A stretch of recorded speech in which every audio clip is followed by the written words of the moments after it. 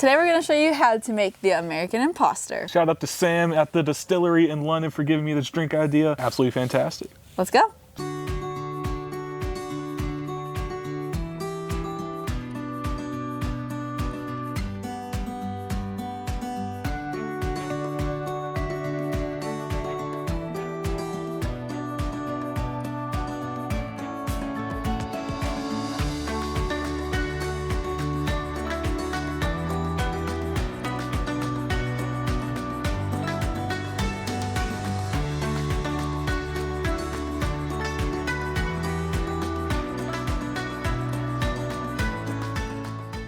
That's how you make the American Imposter. This is a really interesting drink, and you said you've heard about it out in Europe, right? Yeah, so went to London recently.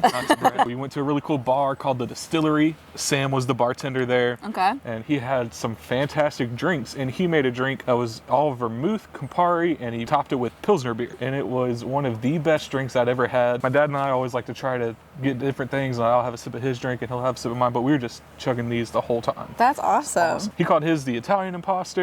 This is our cheap American version, so it's the American Imposter. Yeah. And we got our Carolina rum in here, and we got some beer from Charlotte, from OMB, which is awesome. So using a little local ingredients, but I like the drink a lot. I think it's really easy to like sip on, and I really like it. I love the orange in there. At first we didn't put the orange in it, but the orange definitely adds a lot of flavor to it. So definitely include that when you're making the drink. Yeah, it plays with the Campari. Campari has a lot of orange flavor in there, so it helps bring that out. Another cool thing is that it's got the rum in there. When I had it over there, there was no base spirit, it was just all other stuff. So it was really cool. And I love the way that the vermouth plays with the rum. And I also love the way the vermouth plays with the Campari. They're both kind of herbally, and it creates a whole new kind of flavor in there. And the Pilsner just sounds a little weird, but it's great. It is really good. Well, definitely give this a try.